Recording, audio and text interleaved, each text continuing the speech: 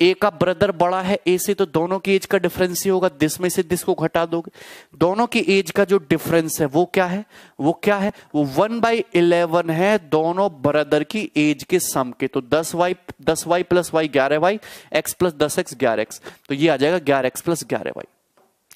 दोनों की एज के सम का 1/11 है, तो यहां से 9x माइनस 9y बराबर 11 से की 11 कट जाएगा x प्लस वाई।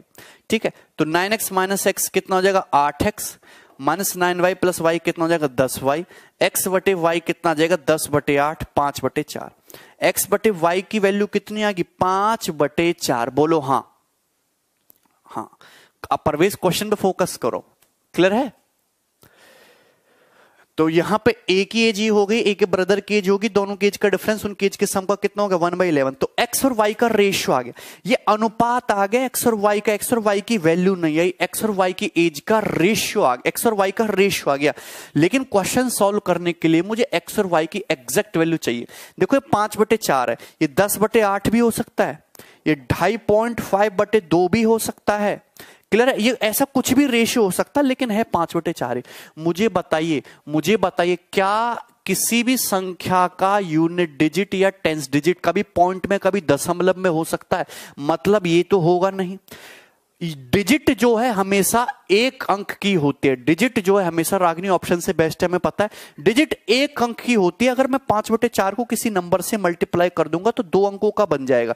मतलब ये भी नहीं लोगे आप, मतलब एक्स और वाई की केवल एक ही वैल्यू पॉसिबल है 5 और 4, केवल यही वैल्यू पॉसिबल है एक्स और वाई की, इसके अलावा कोई वैल्यू पॉसिबल है ही नहीं, क्योंकि डिजिट है, डिजिट इंटीजर होगा। तो यहां पे आपसे पूछे ए के ब्रदर की एज, एक्स 5 रख दो, वाई 4 रखो, 50 + 4 54 हो जाएगा, यही आंसर है। अगला सवाल लेते हैं, गुस्सा ना करो। सवाल नंबर 8 बनाइए जल्दी से, क्वेश्चन आपके सामने है। हाँ देवांशु सवाल बनाओ आप, ऑप्शन वाला मेथड बेस्ट है हमें पता है।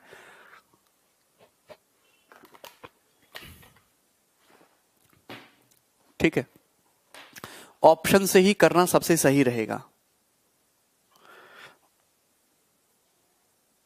ट्रिग्नोमेट्री भूपल कम समझ में आ रही, क्यों?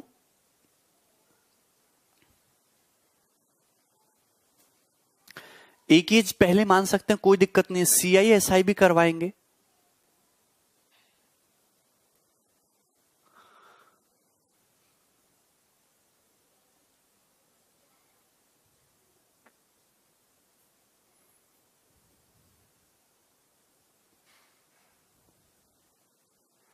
परमुटेशन कॉम्बिनेशन प्रोबेबिलिटी बाद में देखेंगे, पहला आप अर्थमेटिक के इंपॉर्टेंट टॉपिक तो कवर करो।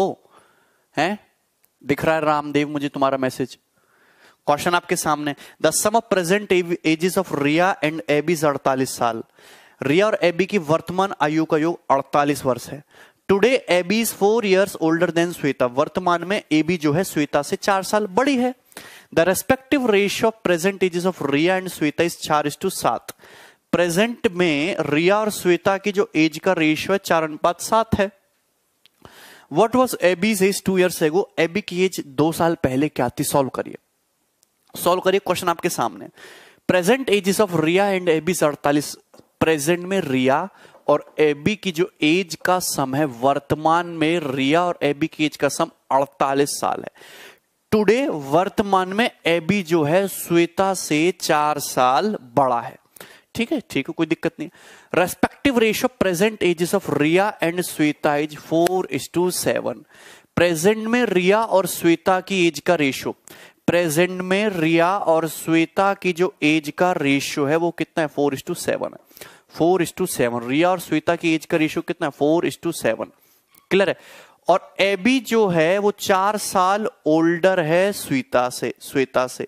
क्लियर है, एबी जो है 4 साल ओल्डर है श्वेता से। ठीक है, तो आपसे पूछा है कि यहां पे एबी की एज 2 साल पहले क्या थी। आप बताइए क्वेश्चन को कैसे करोगे। यहां पे सीधा आप देख सकते हो कि एबी जो है 4 साल ओल्डर है श्वेता से, यानी कि एबी की जो एज है वो श्वेता से 4 वर्ष ज्यादा है। कितनी है? 4 वर्ष ज्यादा है। क्लियर है। तो अगर यहाँ पे एबी की जगह तुम रख दोगे श्वेता की एज प्लस, समझते हैं ना, क्वेश्चन बड़ा इंटरेस्टिंग है कि रिया और एबी की एज का सम प्रेजेंट में 48 है, लेकिन एबी के बारे में एक स्टेटमेंट है, रिया की एज 16 होगी। आपसे पूछा है एबी की एज क्लियर? आपसे पूछा ए बी की एज। अच्छा 1 किलो 4 है तो 7 की वैल्यू कितनी हो जाएगी? 7 की वैल्यू 28 हो जाएगी। कैसे भी कर सकते हो। 7 की वैल्यू 28 हो गई तो ये ए बी कितना, ए बी श्वेता से 4 साल बड़ा है तो ए बी की एज कितनी आ गई? ए बी की एज आ गई 32 साल। ए बी वर्तमान में 32 साल का है, लेकिन पूछा 2 साल पहले ए बी की एज, तो 2 साल पहले ए बी कितने का होगा? 30 साल का होगा, 30 इयर्स का होगा 2 साल पहले। ए ऑप्शन आंसर नहीं है। बहुत सारे बच्चे ए आंसर बता रहे, मोहन, रीना, रागिनी, आंसर जो 30 साल पहले है, 30 होगा, क्योंकि ए बी की एज 2 साल पहले बताने, तो 2 साल पहले ए बी की एज 32 में से 2 घटा दो, 30 साल रही होगी। बताइए, क्लियर है? रिया और एबी की एज का सम 48 है, ये बोला गया है। एबी जो है श्वेता से 4 साल बड़ा है, तो एबी का मतलब रिया प्लस एबी 48 का है। एबी मतलब श्वेता से 4 साल बड़ा, तो एबी का मतलब एस प्लस 4 48। तो यहां रिया प्लस श्वेता की एज का सम 44 आ गया। रिया और श्वेता की एज का रेशियो 4:7 है, जबकि उनकी एज का सम 44 है। तो 44 को 4:7 में ब्रेक कर दो तो रिया 16 साल की हो गई, श्वेता 28 की हो गई। श्वेता 28 की है तो एबी 28 4 32 का होगा। 2 साल पहले एबी 30 साल का रहा होगा। खत्म। क्लियर है? चलिए अगला क्वेश्चन बना देंगे सभी लोग। नेक्स्ट सवाल जो है आपके सामने है 9, वेरी इजी। क्वेश्चन में बोला है एबी जो है श्वेता से 4 साल बड़ा है। पहले मिक्सचर होगा। हाँ दिवांशु कमेंट देख रहा हूं मैं आपका। क्वेश्चन घुमा देते हैं। क्वेश्चन आसान है, बनाइए जल्दी से।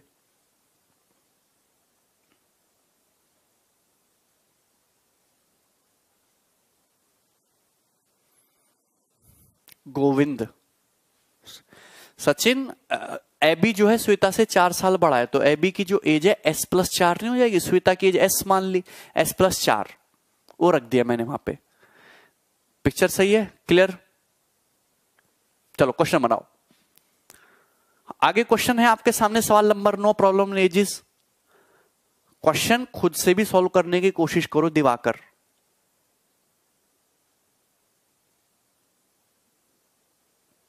ठीक है गोविंद, एक बार खुद से भी करने की कोशिश करो। सवाल जो है 9, 10:13 is the ratio of present ages of A and B respectively, and 8:15 is the ratio between A's age 10 years ago and B's age 10 years hence. Then what will be the ratio of ages 10 years hence and B's age 10 years ago? बहुत जबरदस्त question है। Question जो भी आप कर रहे हो छोड़ दीजिए, इस सवाल पे फोकस करो। सवाल नंबर 9 पे, वर्तमान में ए और बी की एज का रेशियो 10:13 है। तो गौर से समझना, गौर से समझना इस क्वेश्चन को। ये है A:B, ए और बी, ए और बी। तो प्रेजेंट की अगर मैं बात करूं, प्रेजेंट में अगर हम बात करते हैं वर्तमान में, तो वर्तमान में ए और बी की जो एज का रेशियो है, वर्तमान में ए और बी की जो एज का रेशियो है वो बेटा मेरे 10:13 है। एज टू बी कितना है? 10:13। 8:15 is the ratio between A's year age 10 years ago and B's age 10 year hence. Question में ये बोला है कि ए की 10 साल पहले की उम्र और बी की प्रेजेंट से 10 साल बाद की उम्र का रेशियो 8:15 है। कितना? 8:15 है। ठीक है, 10 साल पहले ए की उम्र और 10 साल बाद बी की उम्र का अनुपात 8:15 का है। 10 साल पहले ए की उम्र और आफ्टर 10 ईयर जो बी की एज होगी उसका रेशियो 8:15 है। बात समझ रहे हो? क्लियर है? क्यों राम बाबू, समझ में आया कि नहीं? ध्यान से समझना। मतलब 10 साल पहले ए की एज, 10 साल पहले, तो 10 साल पहले चले जाओगे ए की एज, ए की एज, और 10 साल बाद बी की एज का जो रेशियो है वो 8:15 है। मतलब अगर ये 8 में सर्कल में बंद कर रहा हूं, मैं सर्कल में बंद कर रहा हूं 8 है, तो ये कितना है? 15 है। 10 साल पहले तो ये -10 ईयर, 10 साल पहले ए की एज और 10 साल बाद बी की एज का रेशियो 8:15 है। क्लियर? तो बताइए, आपसे पूछा क्या, what will be the ratio of age age 10 years hence. Question में ये पूछा है फिर कि 10 साल बाद ए की उम्र, 10 साल बाद ए की उम्र और 10 साल पहले बी की उम्र का रेशियो क्या है। अब बता दो क्वेश्चन कैसे करोगे। 8 ऑप्शन 11 बता रहे हैं, 12:11 बता रहे हैं, क्या आंसर है? सी आंसर बता रहे हैं। मैक्सिमम स्टूडेंट इस क्वेश्चन का आंसर सी बता रहे हैं, ए बता रहे हैं।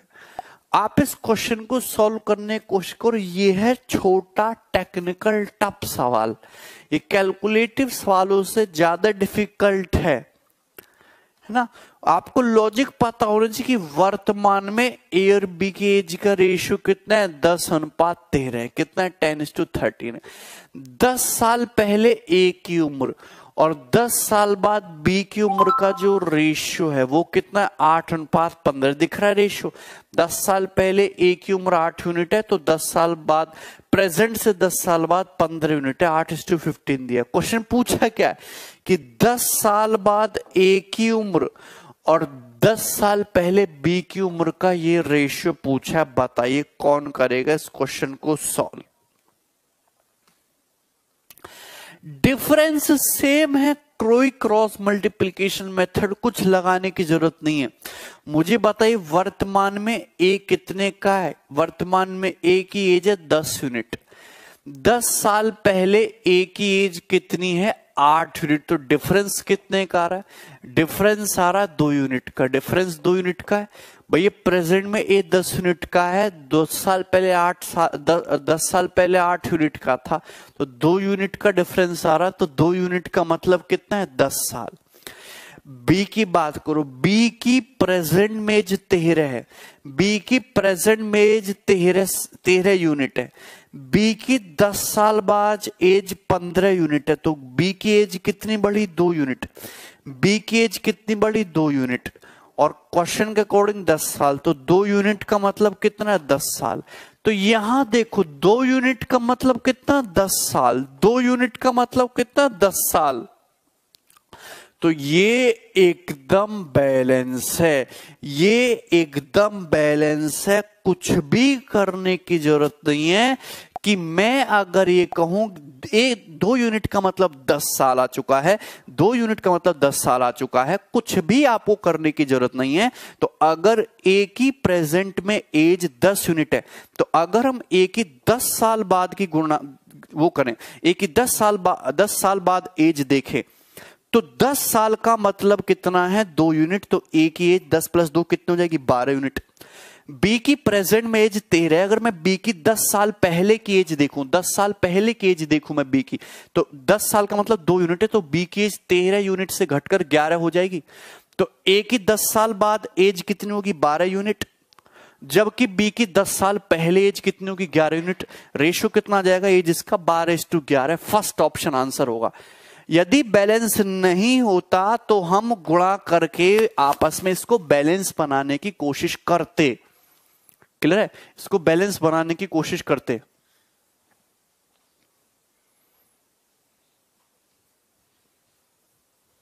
ठीक है, यहां तक कोई समस्या? आंसर जो होगा फर्स्ट ऑप्शन होगा। सभी को समझ में आ गया होगा।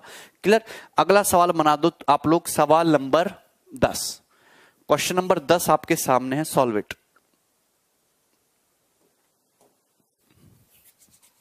जल्दी से बनाइए।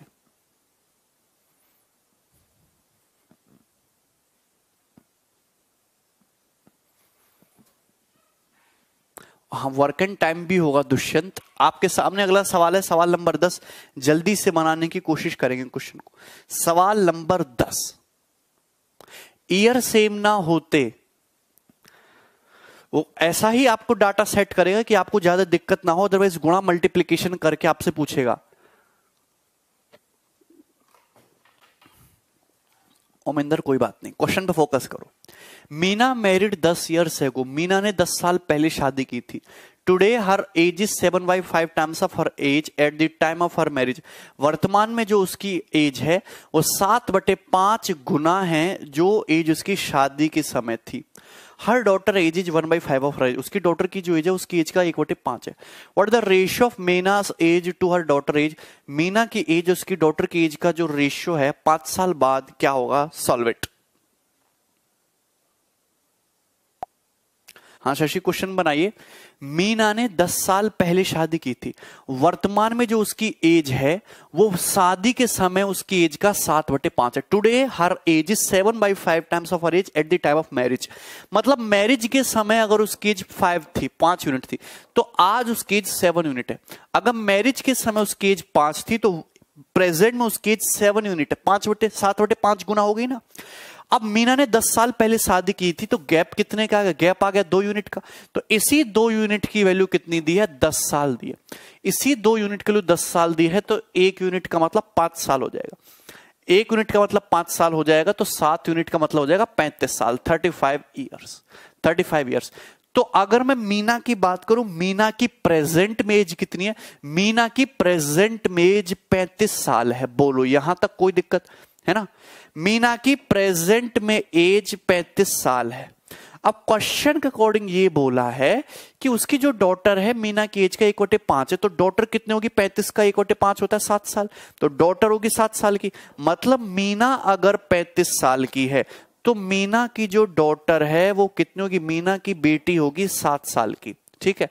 What is the ratio of Mina's age to her daughter age after 5 years? तो 5 साल के बाद मीना की एज, 5 साल बाद मीना कितने को जाएगी? 40 साल की, और उसकी डॉटर हो जाएगी 12 साल की। तो मीना की एज उसकी डॉटर की एज का रेशियो कितना हो जाएगा? 4 से 10 और 4 से 12, 10:3 हो जाएगा। 10:3 इस क्वेश्चन का आंसर हो जाएगा। तो ये तो बेसिक क्वेश्चन है, आसान सवाल था, कर लोगे। नहीं, डी नहीं होगा, त्रिभुवन आंसर, इसका आंसर होगा 10:3। सारे के सारे क्वेश्चन रेशियो से ही सॉल्व होंगे, मैक्सिमम एसएससी वाले तो। ठीक है, ये बात समझ में आई कि मीना की जो एज है वो शादी के समय की उसकी एज का 5/7 है। मतलब शादी के समय उसकी एज 5 यूनिट, तो वर्तमान में 7 है। तो कितना एज बढ़ी? 2 के लिए 10 साल, 1 के लिए 5 साल, 7 के लिए 35 साल। तो मीना 35 की, डॉटर 1/5 हो गई, कितने की? 7 साल की। तो 5 साल बाद मीना हो जाएगी 40 की, डॉटर हो जाएगी 12 साल की। दोनों की एज का रेशियो 10:3 होगा। क्लियर है? समझ में आ रहा है? वेरी इजी, इंटरेस्टिंग, आसान सा क्वेश्चन है। सवाल नंबर 11, और ये मेरे हिसाब से अब तक का सबसे बेस्ट क्वेश्चन है। ज्यादा लॉजिकल है, इस क्वेश्चन को करने की कोशिश करेंगे सभी लोग। क्वेश्चन को बनाओ सभी लोग।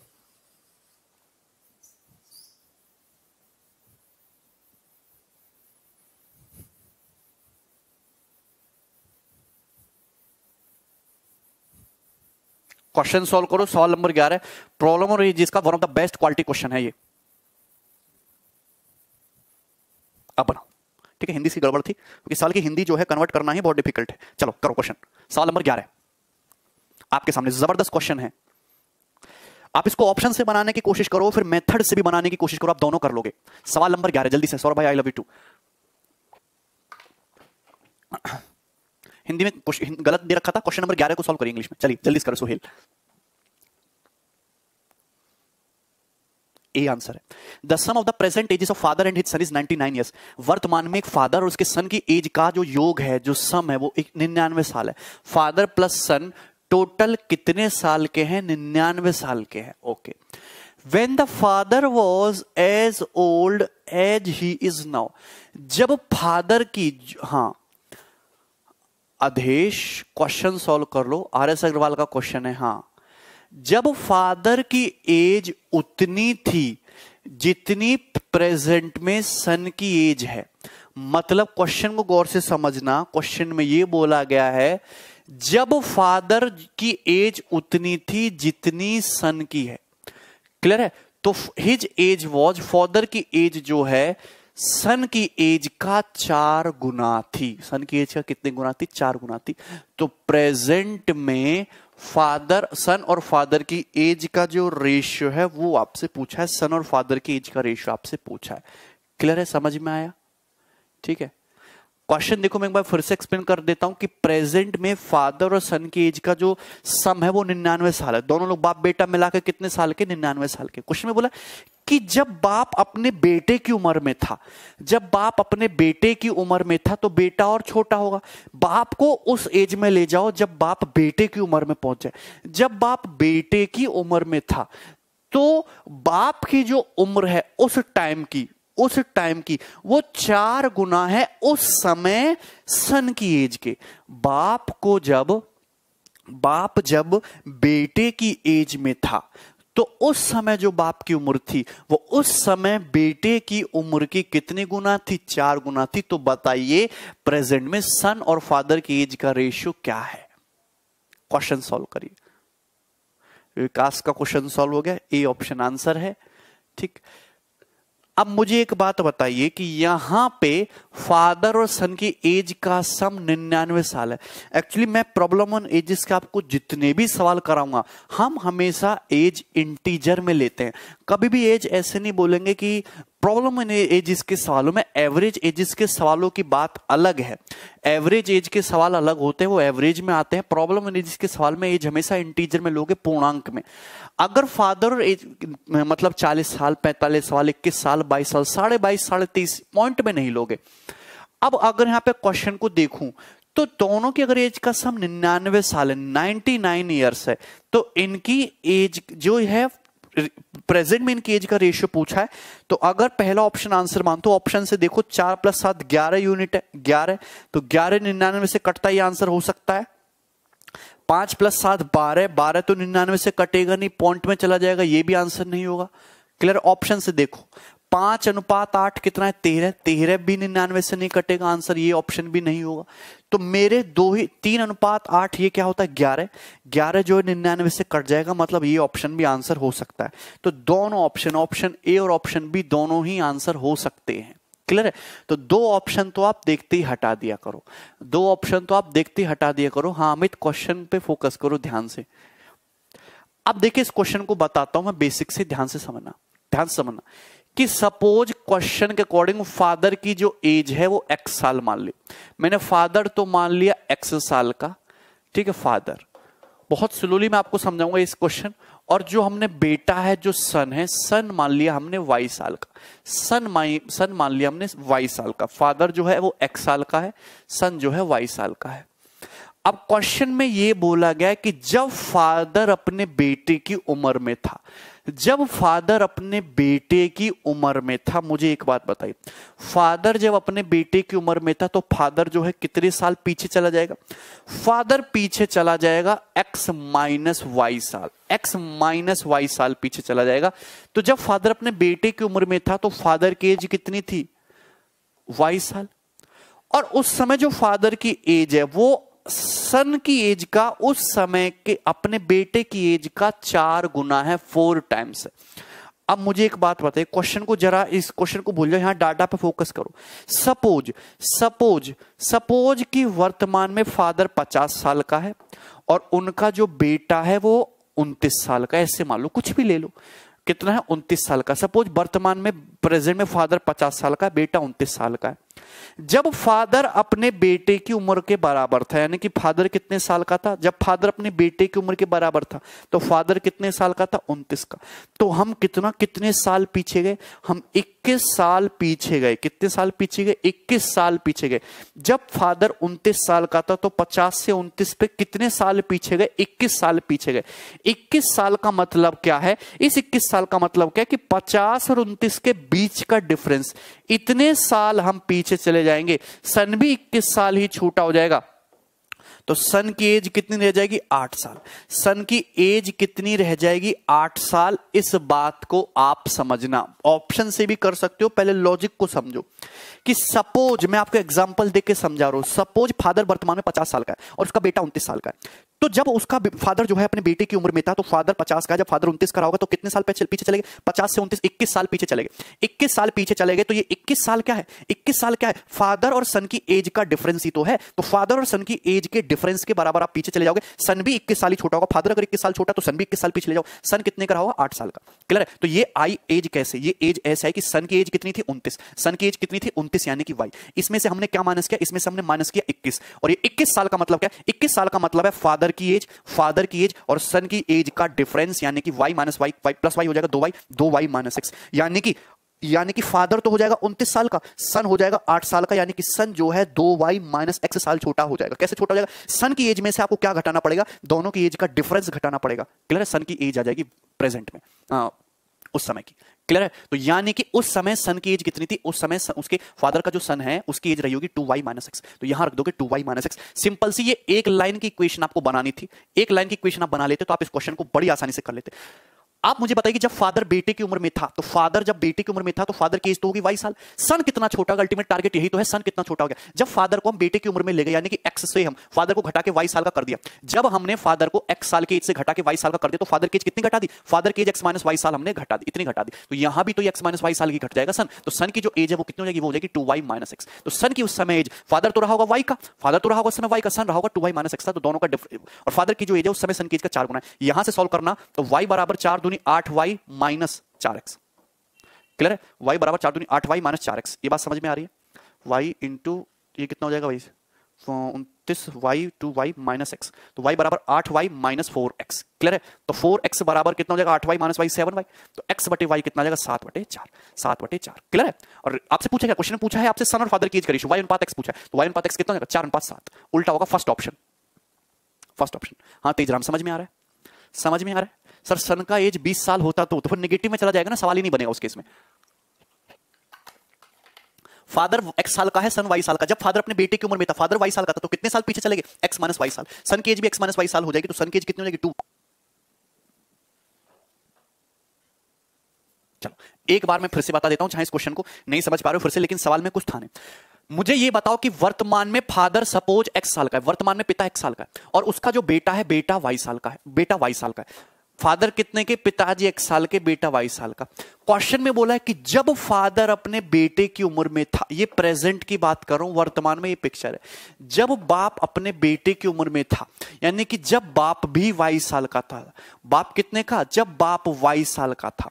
जब बाप y साल का था, मुझे बताओ बाप की एज x साल है, मैंने बाप की एज को घटा के y साल कर दिया, तो हम कितने साल पहले चले गए? हम x माइनस y साल पहले चले गए। भैया x से फादर की वर्तमान में एज x है, 50 है, 50 से 29 कर दी, कितने साल पहले चले गए? 21 साल। तो x माइनस y साल पीछे चले गए, तो सन की भी उस समय एज x माइनस y साल पीछे हो जाएगी। तो सन की एज ये घटाओगे क्या? सन की उस समय की एज 2y माइनस x साल नहीं होगी? तो सन की उस समय एज कितनी होगी? 2y माइनस x ईयर्स होगी। और क्वेश्चन बोला है कि उस समय जब फादर अपने बेटे की उम्र में था, तो फादर की जो एज है उस समय उसके बेटे की एज का 4 गुना थी। ये डाटा दिया हुआ, इसको सॉल्व कर लो। एक्स रेशियो वाई आ गया एक ही लाइन में। क्लियर है? बताइए अब समझे कि नहीं? यहां तक कोई समस्या किसी भी?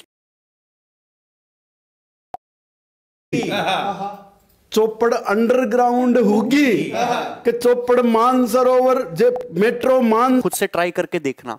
जैसे क्वेश्चन देखिए, if one root of the quadric equation, एक क्वाड्रिक इक्वेशन दी है ax square plus bx plus c बराबर 0, is it 2.5 times of other. ठीक है ना? इस क्वाड्रिक इक्वेशन का एक रूट दूसरे रूट का 2.5 यानी कि 2.5 गुना है। तो बताइए निम्न में से कौन सा ऑप्शन ट्रू है? निम्न में से कौन सा कथन सत्य है? तो आपको ऑप्शन में से ही बताना है कि कौन सा ऑप्शन ट्रू है। तो ऐसा नहीं है कि पेपर में अगर ऐसा सवाल आएगा आप अल्फा टू अल्फा के चक्कर में पढ़ने लगो। वेरिएबल का कम से कम यूज करो। देखो भूल जाइए। आपसे यहां क्वेश्चन में बोला है कि इस एक क्वाड्रिक इक्वेशन है, इसका एक रूट दूसरे रूट का 2.5 गुना है। तो ऐसे मान लो कि एक रूट 2 है और दूसरा रूट 5 ही मान लो। भैया हो गया ना 2.5 गुना। अगर एक रूट 2 है तो दूसरा रूट 5 है, तो 2.5 गुना। ट्रिग्नोमेट्री आज ही स्टार्ट होगा, टेंशन ना लो। एक रूट 2 है, दूसरा रूट 5 है, 2.5 गुना। क्लियर है कि नहीं? दिखा कि नहीं दिखा? तो अगर किसी क्वाड्रिक इक्वेशन के रूट 2 और 5 हैं तो क्वाड्रिक इक्वेशन क्या होगी? X square minus sum of roots into x plus product of roots, यानी कि 2 पंजे 10 बराबर 0। ये होता है, ये क्वाड्रिक इक्वेशन है। ठीक है ना?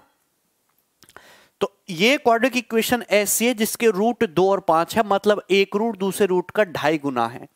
तो आप यहां से कंपैरिजन कर लेगा। कंपैरिजन करके a की वैल्यू 1 आ गई, b की वैल्यू आ गई माइनस का 7 और c की वैल्यू कितनी आ गई? 10 आ गई। ये आ गया। अब ऑप्शन से चेक करो कौन सा ऑप्शन ऐसा है जो इसको सेटिस्फाई करे। अगर मैं b को 7 लेता हूं तो 7 इंटू 7 स्क्वायर बराबर 30 नहीं बनेगा। अगर मैं b को 7 लेता हूं 7 इंटू 7 स्क्वायर, इधर 7 नहीं है, नहीं बनेगा। अगर मैं ये ऑप्शन लेता हूं बी को -7 लोगे, 7 स्क्वायर इंटू 7 343, इधर 7 नहीं है, नहीं बनेगा। आंसर डी ऑप्शन है।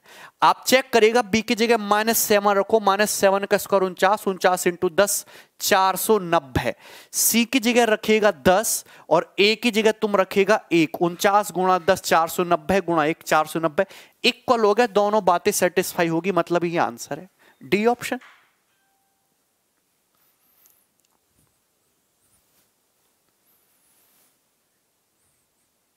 अरे समझ में आया? समझ नहीं आ रहा बिल्कुल भी? आशु तुमने एलजेब्रा पढ़ा है? क्वाड्रेटिक इक्वेशन की क्लास करी है? देवा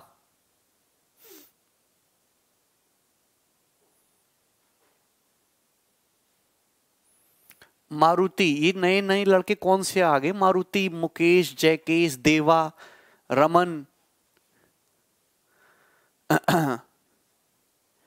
यार ये सवाल पेपर में आते ना, वो कम से कम इनको करना सीख लो ढंग से, हल्के में मत लो। आंसू क्यों नहीं बे यार? यार देखो इस सवाल में क्या दिया, इस सवाल में दिया कि एक क्वाड्रेटिक इक्वेशन है ax² plus bx plus c बराबर 0, इसका एक रूट दूसरे रूट का 2.5 टाइम्स है, 2.5 गुना है, तो निम्न में से कौन सा कथन सत्य है? तो आप जानते हैं कि क्वाड्रेटिक इक्वेशन का हम मान लेते हैं कि एक रूट 2 है, एक रूट 2 है, तो दूसरा रूट कितना है? दूसरा रूट तुम्हारा 5 है। एक रूट 2 है, दूसरा रूट 5 है। तो क्वाड्रेटिक इक्वेशन क्या होगी? क्वाड्रेटिक इक्वेशन आएगी x² माइनस का sum of root 7x plus product of roots 2 पंजे 10 बराबर 0। ये हो गया ना, ये क्वाड्रेटिक इक्वेशन आ गई। अब यहां पे कंपैरिजन करो, a की वैल्यू 1 आ गई, b की वैल्यू -7 आ गई, c की वैल्यू 10 आ गई है भाई। आप ऐसे करा करो, ठीक है? अच्छा सत्यम। ठीक है, तो यहां पे उस ऑप्शन को देखो जो ऑप्शन इन वैल्यू पे सेटिस्फाई कर जाए, एक ही ऑप्शन है, इससे ज्यादा समझने की जरूरत नहीं थी। अगर तुम समझ रहे हो तो टाइम वेस्ट कर रहे हो अपना। ये देखिए सवाल नंबर 12, एक इक्वेशन दी है 12x² प्लस mx प्लस 5 बराबर 0, इसके रूट 3:2 के रेशियो में है, m की वैल्यू पूछिए। अगर रूट 3:2 के रेशियो में तो एक रूट 3 अल्फा है, दूसरा रूट 2 अल्फा है। एक रूट 3 अल्फा, दूसरा 2 अल्फा, तो सम ऑफ रूट्स कितना हो जाएगा? सम ऑफ रूट्स हो जाएगा 3 अल्फा प्लस 2 अल्फा बराबर माइनस का b/a यानी कि माइनस का m/12। ये हो जाएगा, तो 3 और 2 5 अल्फा बराबर माइनस का m/12, ये हो जाएगा। अब प्रोडक्ट ऑफ रूट्स 3 दूनी कितना? 6 अल्फा स्क्वायर बराबर c/a यानी कि 5/12 हो गया, 5/12। बात समझ में आई ना? ठीक है, यहां तक कोई प्रॉब्लम है? अरे भैया समझ में आ गया, कोई प्रॉब्लम? आप मुझे बताओ अल्फा की वैल्यू कितनी आ गई? माइनस का m/12 पंजे 60 ही आ गया ना।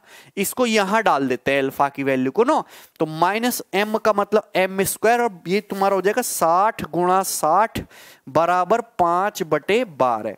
तो 12 से काटेगा, 12 पंजे 60, 6 से काट लीजिएगा, 10 दूसाम 60, तो m² बराबर 25 गुणा 10 आ गया, 25 का 5 और 10 का रूट 10, तो m की वैल्यू आ गई +-5√10। किधर है +-5√10? ये रहा C option. C option answer है। यार विकास, अगर एक रूट 2 है, दूसरा रूट 5 है, तो क्या 5 2 का 2.5 गुना नहीं है? एक रूट दूसरे रूट का 2.5 टाइम्स 2.5 गुना नहीं है?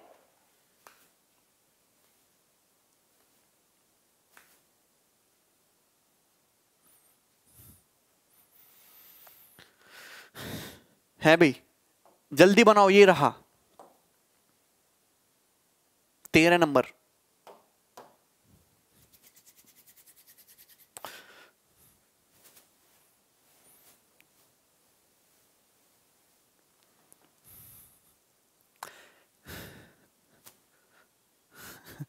जल्दी बनाओ।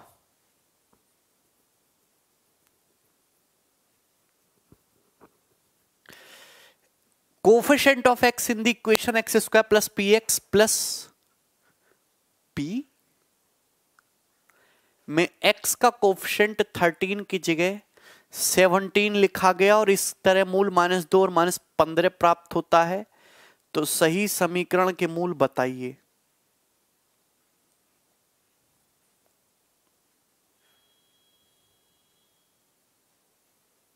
X square plus p x plus Q कर लीजिए भाई, x square plus p x plus Q कर लीजिए। थोड़ी सी टाइपिंग मिस्टेक है, आप करिए सवाल को सॉल्व। सवाल ना सीडीएस के एग्जाम का पूछा हुआ है और बहुत ही बेसिक सा क्वेश्चन है, सीडीएस के पेपर का पूछा हुआ। बनाइए, हाँ हाँ करो तो सही। आपके सामने एक द्विघात समीकरण दी है, x square plus p x plus q बराबर 0।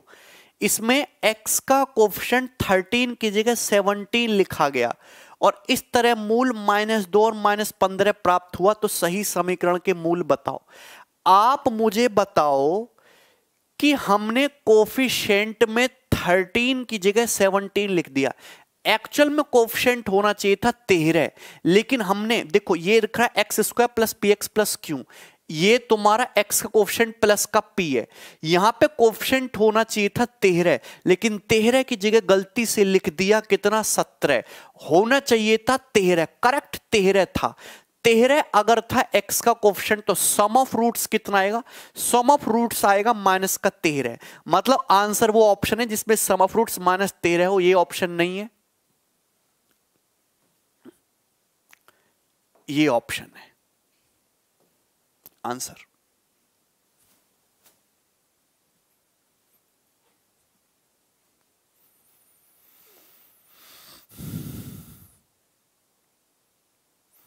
आपको पेन भी उठाने की जरूरत नहीं है, आंसर इज बी ऑप्शन। इतना सिंपल सा सवाल था। एक और बनाइए, यस ये बनाइए, बहुत बढ़िया सवाल है।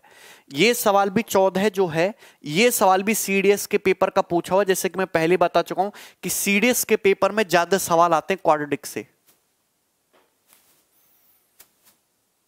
अच्छा, एलिक्रस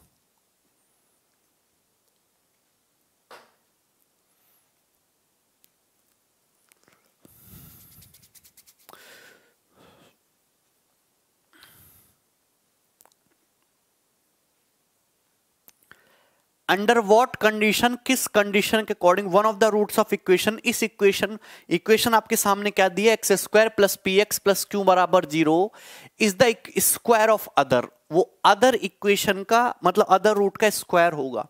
आपके सामने क्वाड्रेटिक इक्वेशन दी है x square plus p x plus q बराबर 0, तो किस शर्त के अकॉर्डिंग, क्वेश्चन की किस कंडीशन के अकॉर्डिंग इस इक्वेशन का एक रूट दूसरे रूट का स्क्वायर होगा, इस इक्वेशन का एक रूट दूसरे रूट का स्क्वायर होगा, वर्ग होगा, ये आपसे पूछा गया है।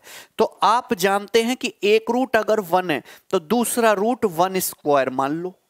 अरे भैया एक रूट अल्फा और अल्फा स्क्वायर मानने के बजाय, कैलकुलेशन बढ़ाने के बजाय आप ऐसे कर लो ना, सपोज एक रूट मैंने इक्वेशन का 1 मान लिया तो दूसरा रूट इसका स्क्वायर मान लो 1 स्क्वायर ही, नहीं मान सकते क्या? मतलब एक रूट 1 दूसरा रूट 1, मैंने दोनों रूट 1 1 मान लिए, एक रूट दूसरे रूट का स्क्वायर हो गया कि नहीं हो गया, वर्ग हो गया। अरे भैया तुम ये बताओ, अगर एक रूट 1 है तो दूसरा रूट होना चाहिए रूट का स्क्वायर 1 स्क्वायर, 1 और 1 हो गया। मुकेश समझ आ रहा है भाई? रवि डीआई नहीं कराऊंगा बिल्कुल भी, बात समझ में आई? तो आप बताओ क्वाड्रेटिक इक्वेशन क्या होगी, x square minus sum of roots minus का 2x plus product of roots 1 into 1 बराबर 0, ये होगी ना क्वाड्रेटिक इक्वेशन, यही होगी ना क्वाड्रेटिक इक्वेशन। जरा कंपैरिजन कर लो, कंपैरिजन करके p की वैल्यू -2 आ गई और q की वैल्यू कितनी आ गई, q की वैल्यू 1 आ गई, p और q की वैल्यू।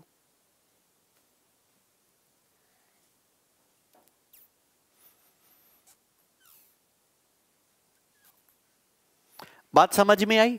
तो आप ना क्वेश्चन में बस इतना चेक कर लो कि कौन सा क्वेश्चन ऐसा है जो सेटिस्फाई हो रहा है, कौन सा ऑप्शन ऐसा है। क्योंकि जगह अगर मैं 1 डालता हूं, ये 1 + 1 + 1 ये हो जाएगा -6, ये नहीं हो रहा। अगर मैं देखता हूं p का क्यूब -8 + 1 + 1 ये -6 और 3 × -2 × -1 ये -6, ये सेटिस्फाई है। 1 + -2 और प्लस का p² 4 और ये -6 ये नहीं है। 3p तो -6 है, क्यों का क्यूब 1, ये -2 और ये प्लस का 4 ये भी सेटिस्फाइड नहीं हो रहा। आंसर केवल सी ऑप्शन है, सी ऑप्शन सेटिस्फाइड। नहीं यार, जीरो नहीं मानोगे, ऐसे तो सारा ही सब कुछ जीरो जीरो हो जाएगा। जीरो नहीं,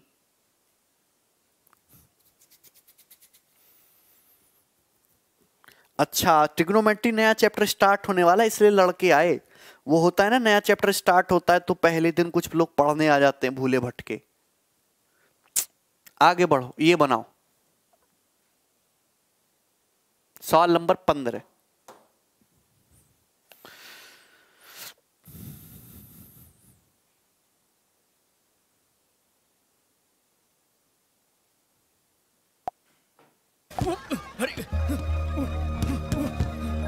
कैसा है गाना?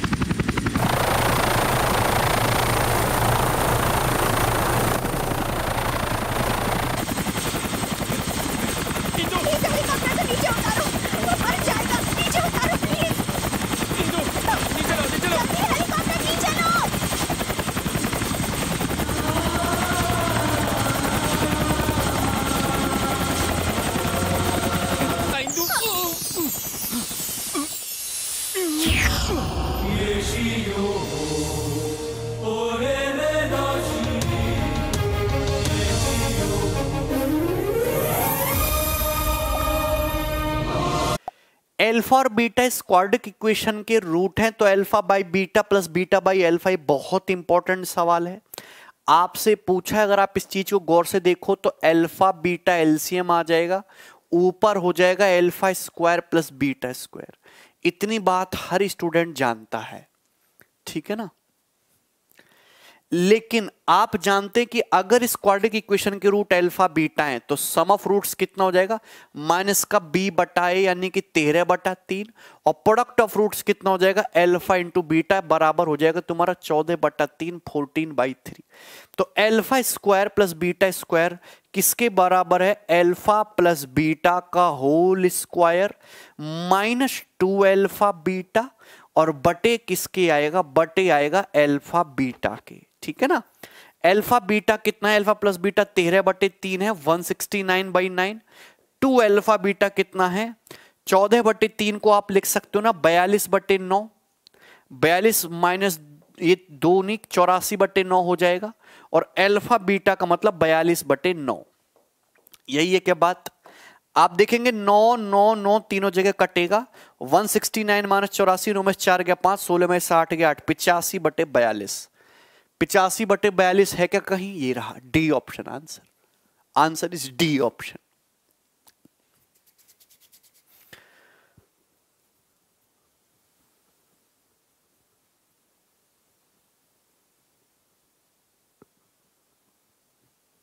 आगे बढ़ो। यस, ये करिए।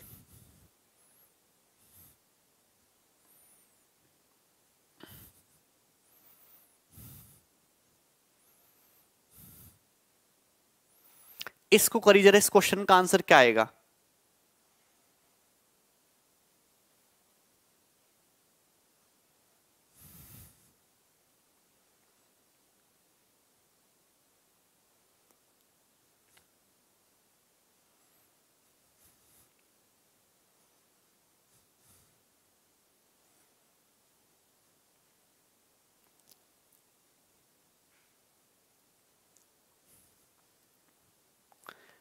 D option. आप देखो, which of the following is the quadric equation whose roots are the reciprocal of the roots of this. निम्न में से कौन सी क्वाड्रिक इक्वेशन है ऐसी? देखो, आप इस सवाल को ऑप्शन से भी कर सकते हो, लेकिन एक ऑप्शन नन ऑफ दीज भी दे रखा है। उससे खैर कोई फर्क नहीं पड़ेगा। मैं इसको बेसिक से ही बताता हूं कि कौन सी क्वाड्रिक इक्वेशन ऐसी है जिसके रूट्स इसके रेसिप्रोकल है। सपोज इसके रूट्स अल्फा और बीटा है, तो अल्फा प्लस बीटा कितना आएगा? माइनस का b/a, और अल्फा इंटू बीटा कितना आएगा तुम्हारा? c/a। ठीक है ना? तो आपको एक क्वाड्रिक इक्वेशन है ऐसी चीज जिसके रूट रेसिप्रोकल यानी कि 1/अल्फा और 1/बीटा हो। तो आप जानते कि 1/अल्फा प्लस 1/बीटा आपको निकालना होगा, सम ऑफ रूट्स। तो ऊपर तो अल्फा प्लस बीटा माइनस का b/a, नीचे अल्फा बीटा c/a। तो आप जानते हैं कि a से a कटेगा, माइनस का b/c। आपको निकालना होगा प्रोडक्ट ऑफ रूट्स 1/अल्फा इंटू 1/बीटा c/a का रेसिप्रोकल a/c। तो आपको ऐसी क्वाड्रिक इक्वेशन चाहिए जिसके सम ऑफ रूट्स जो हैं, मतलब जिसके रूट्स 1/अल्फा और 1/बीटा हो। तो क्वाड्रिक इक्वेशन क्या होगी? x² minus sum of roots into x plus product of roots, यही तो होगी। और आपको निकाल के मैंने बताया कि x² ये कितना है तुम्हारा? माइनस का b/c, तो प्लस b/cx, और 1/अल्फा बीटा a/c बराबर 0। अब c से मल्टीप्लाई करिएगा। जैसे ही आप c से मल्टीप्लाई करोगे तो cx² plus bx plus a बराबर 0, ये क्वाड्रिक इक्वेशन बनेगी, और जो c ऑप्शन है।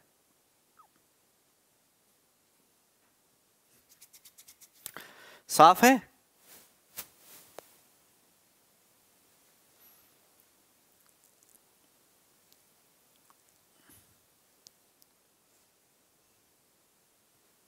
आप इस सवाल को ऑप्शन से भी कर सकते हो। ऑप्शन से ऐसे करेगा कि अगर यहां प्रोडक्ट ऑफ रूट c/a है, तो अगर मैं रूट रेसिप्रोकल करूंगा तो प्रोडक्ट ऑफ रूट होना चाहिए a/c। a/b हो रहा है इस ऑप्शन में, आंसर नहीं है। यहां b/c हो रहा है। एक ही ऑप्शन ऐसा है जिसमें प्रोडक्ट ऑफ रूट a/c हो रहा है, यही आंसर है।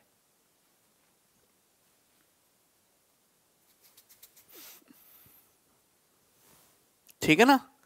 अब ये क्वेश्चन बनाओ जैसे, यस, इस सवाल को करेगा भाई ढंग से।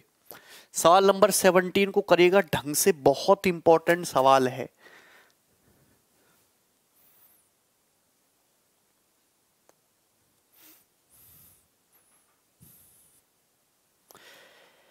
अल्फा और बीटा इस क्वाड्रिक इक्वेशन के रूट हैं, तो वह समीकरण बताइए जिसके रूट अल्फा की पावर 5 और बीटा की पावर 5 है। पेपर का पूछा हुआ सवाल है। आप जानते कि अगर अल्फा बीटा इस इक्वेशन के रूट हैं, तो अल्फा प्लस बीटा कितना आएगा? b/a माइनस का b/a माइनस का 1, और अल्फा इंटू बीटा कितना आएगा? c/a यानी कि माइनस का 1। आप ये चीज जानते हैं, ठीक है ना? तो आप ये समझ गए कि यहां से देखो, एग्जामिनर ऐसा ही डाटा सेट करता है कि रूट हो रेसिप्रोकल, तो बीटा का मतलब माइनस का 1/अल्फा हो गया है भाई। तो बीटा की जगह आप माइनस का 1/अल्फा डाल दोगे तो अल्फा माइनस 1/अल्फा आ गया, माइनस का 1। यही है यहां तक किसी भी स्टूडेंट को कोई समस्या है? पहले आप मुझे बताओ कि यहां तक आपको कोई डाउट है? सम ऑफ रूट्स आ जाएगा माइनस का 1 और प्रोडक्ट ऑफ रूट्स आ जाएगा ये भी माइनस का 1। तो बीटा की वैल्यू माइनस का 1 अल्फा, यहां डाल दो बीटा की value minus 1 alpha, alpha minus 1 alpha -1 आ गया। ठीक है ना? लेकिन आपको तो वो इक्वेशन चाहिए जिसके रूट अल्फा की पावर 5 और बीटा की पावर 5 हो। मतलब अल्फा की पावर 5 आपको निकालना पड़ेगा सम ऑफ रूट्स, अल्फा की पावर 5 प्लस बीटा की पावर 5, अल्फा की पावर 5 प्लस बीटा की पावर 5। बीटा का मतलब क्या? माइनस का 1/अल्फा, -1/अल्फा, यानी कि अल्फा की पावर 5 -1/अल्फा की पावर 5। आपको ये निकालना है। अरे भैया, अगर आपको अल्फा की पावर 5 और बीटा की पावर 5 रूट्स चाहिए तो सम ऑफ रूट्स तो निकालना पड़ेगा ना। सम ऑफ रूट्स क्या है?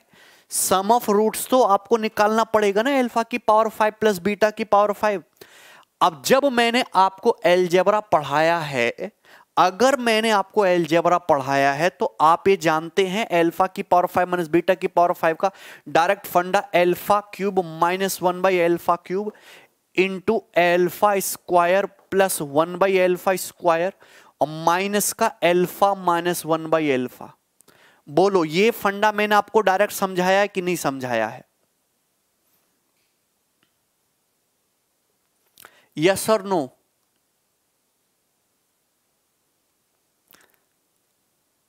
हाँ, एमडी लाइव है एकदम। पहले ये बताइए यस और नो। यहां तक किसी भाई को कोई प्रॉब्लम? एनीबडी? किसी को कोई डाउट? आप ये चीज समझते हैं कि अगर यहां से मैं अल्फा क्यूब -1/अल्फा क्यूब निकालूंगा तो क्या आएगा? के का क्यूब प्लस 3 के का क्यूब प्लस 3 के -1 और माइनस का 3 माइनस का 4। अगर मैं निकालता हूं अल्फा स्क्वायर प्लस 1/अल्फा स्क्वायर तो आएगा के स्क्वायर प्लस 2 -1 का स्क्वायर 1 प्लस 2 यानी कि 3। तो यह आएगा तुम्हारा 3। तो अल्फा क्यूब -1/अल्फा क्यूब आ जाएगा माइनस का 4, अल्फा स्क्वायर प्लस 1/अल्फा स्क्वायर आ जाएगा तुम्हारा 3 और माइनस अल्फा -1/अल्फा माइनस का 1। तो माइनस का 12 प्लस का 1 माइनस का 11, यानी कि सम ऑफ रूट्स माइनस का 11 आया, माइनस का 11 आया सम ऑफ रूट्स। अगर सम ऑफ रूट्स तुम्हारा माइनस का 11 आया है तो क्वाड्रेटिक इक्वेशन जो होगी वो होगी x square minus sum of roots, यानी कि डी ऑप्शन सही आंसर है। तो सवालों को आपको इस तरीके से करना था।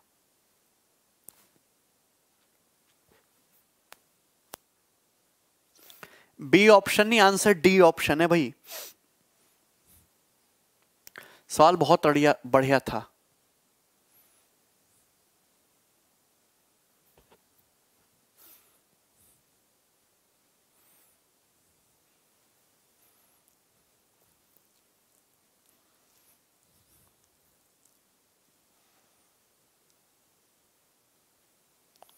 ठीक है Jaikesh, D option is the answer.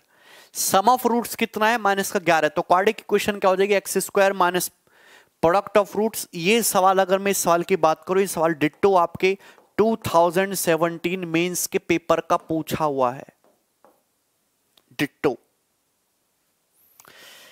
यार अगर बीटा का मतलब -1/अल्फा है तो बीटा की जगह -1/अल्फा करोगे, उसकी पावर 5 करोगे तो -1/अल्फा की पावर 5 ही तो आ जाएगा।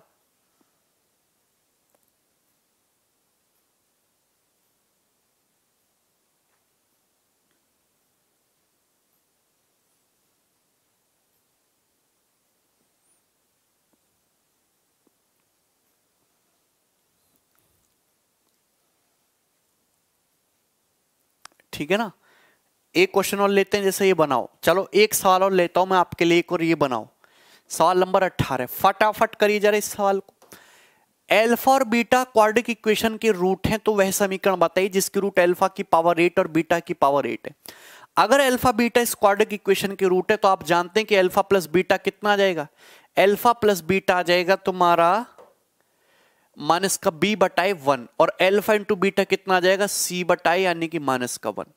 तो बीटा का मतलब आप यहां से देखिएगा ना, बीटा का मतलब कितना आ गया? माइनस का 1/अल्फा। So beta is -1/अल्फा। तो बीटा का मतलब कुछ और नहीं है, -1/अल्फा है। तो अल्फा -1/अल्फा, बीटा का मतलब -1/अल्फा पुट कर दो।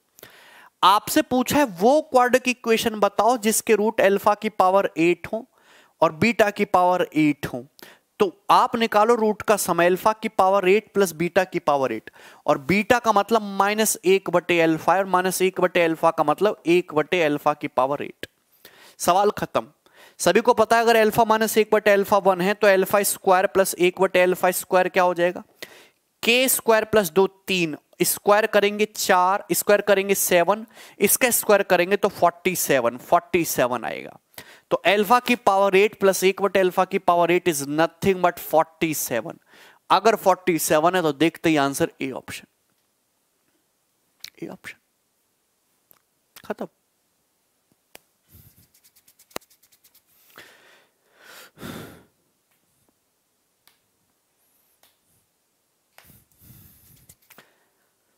वैसे भी आंसर जो भी होगा, सम ऑफ रूट्स जो भी होगा वो के स्क्वायर -2 फॉर्म में होगा।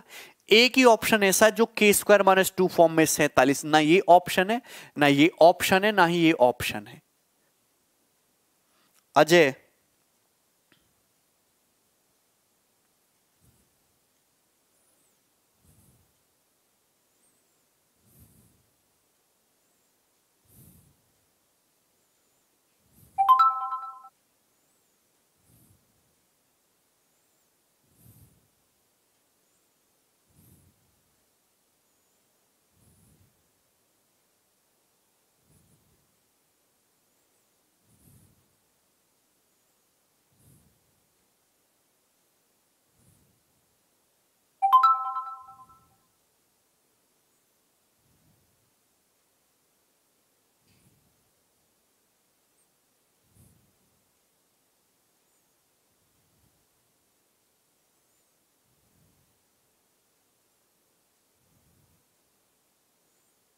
करो भाई।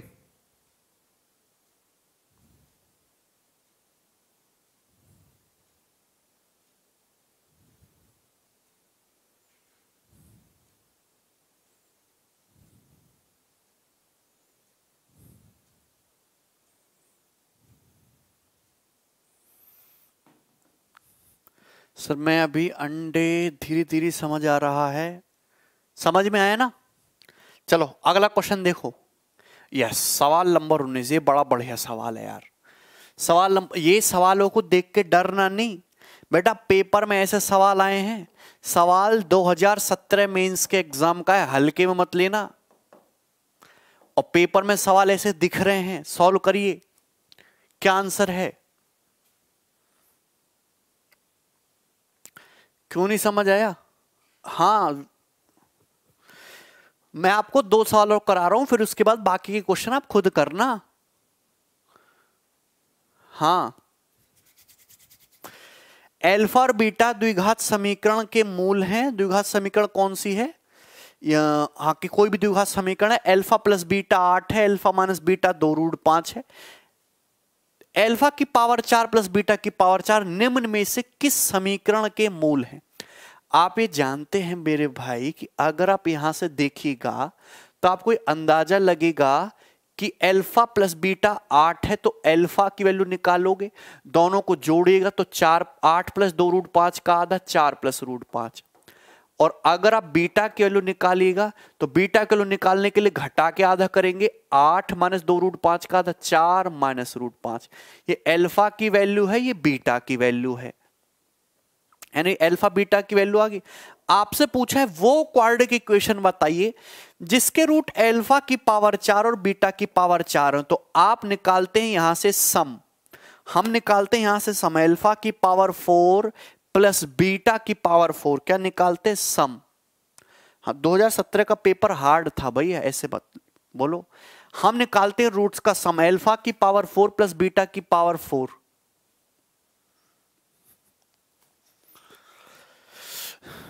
है भाई, यही निकालना पड़ेगा। अब देखो, अगर आप इस क्वेश्चन को देखो, अल्फा भी पॉजिटिव है, बीटा भी पॉजिटिव है।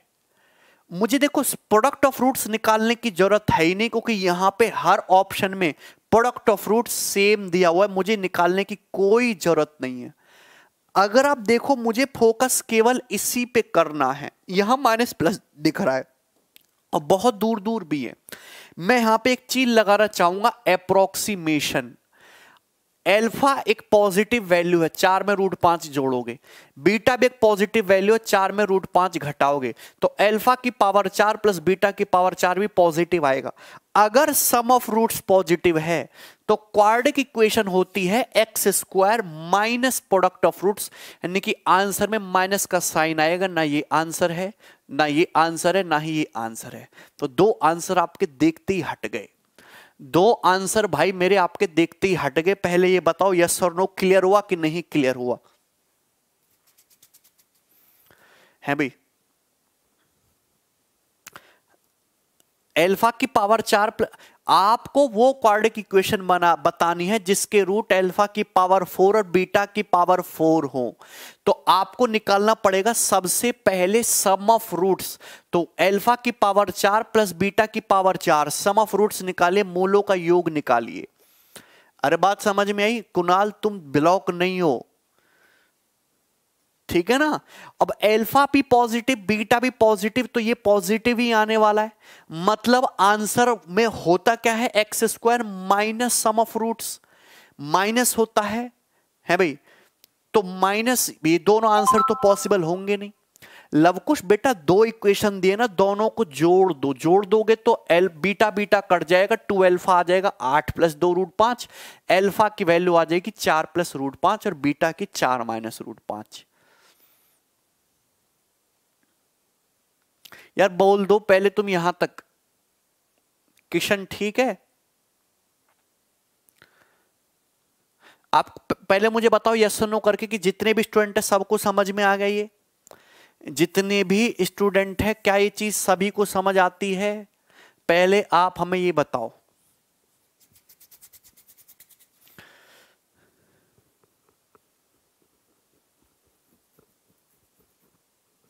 राहुल तुम्हें क्यों नहीं समझ आया? ये तो इतना बेहतरीन और शानदार लॉजिक बताया ना मैंने, है भाई? बोलो।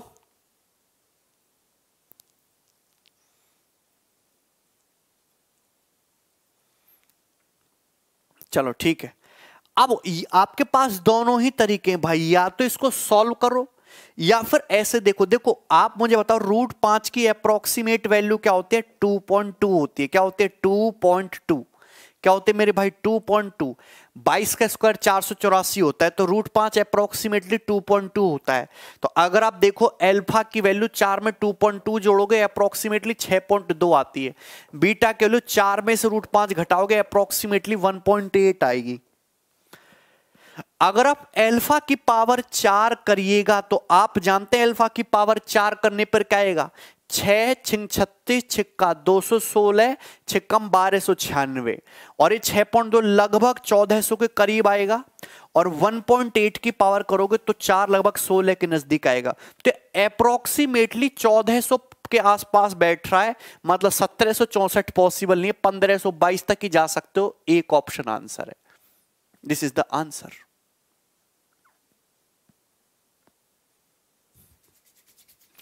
आपको एग्जैक्ट सॉल्व नहीं करना, अप्रोक्सीमेशन से सॉल्व करिए, थोड़ा दिमाग लगाइए, फटाफट कर लेंगे। है भाई? A option.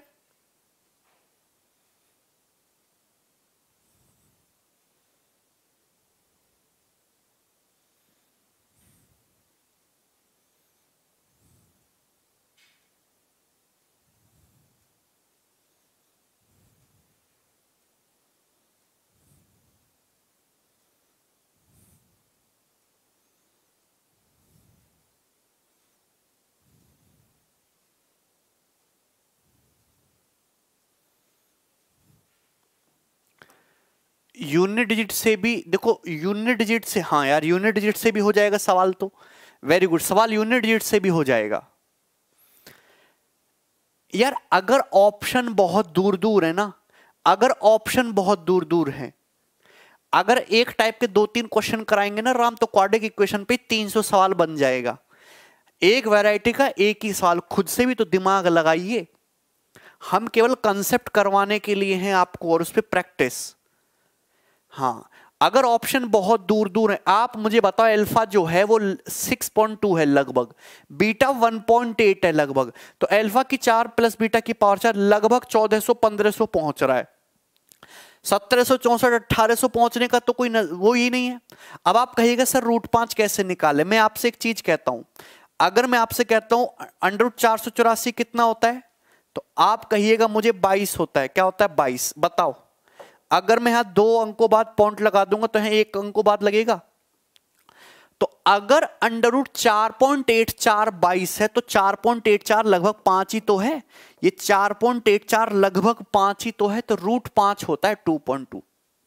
ऐसे दिमाग लगाया करो, है ना। जैसे कि मैं आपसे कहूं बताओ 1.7 का अंडर बताइए अप्रोक्सीमेटली कितना होगा, तो 1.7 पे मत जाओ, देखो 1.70। आप जानते हो कि 169 होता है 13 का अंडर, तो अगर यहां 2 अंकों बाद पॉइंट लगाओगे तो 1.69 होगा 1.3, तो 1.70 जो होगा 1.3 नहीं होगा अप्रोक्सीमेटली।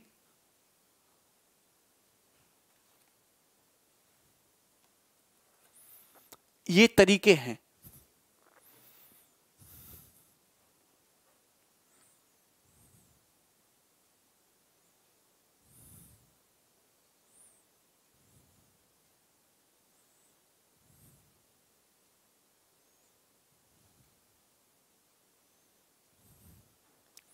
ठीक है,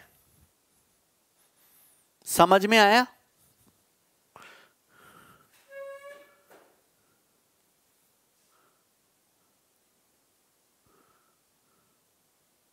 ठीक है, आगे बढ़िए। नेक्स्ट क्वेश्चन ये बनाइए भाई, अगला सवाल, ये बढ़िया सवाल है, सवाल नंबर 20, इसको सॉल्व करो।